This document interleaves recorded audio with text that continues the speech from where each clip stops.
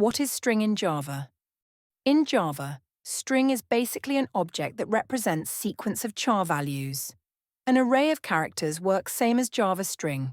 String is an immutable class. Once instantiated, a string object cannot be modified. How to create string in Java? There are two ways to create string object: by string literal and by using new keyword. Here we can see how to create a string by string literal. Each time you create a string literal, the JVM checks the string constant pool first.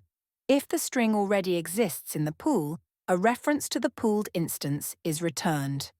If the string doesn't exist in the pool, a new string instance is created and placed in the pool. Here is the example for creating a string by string literal.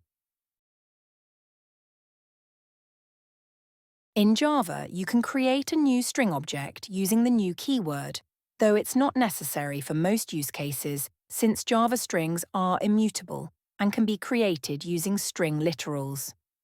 When you use the new string constructor, it explicitly creates a new string object on the heap, even if there's an identical string already in the string pool.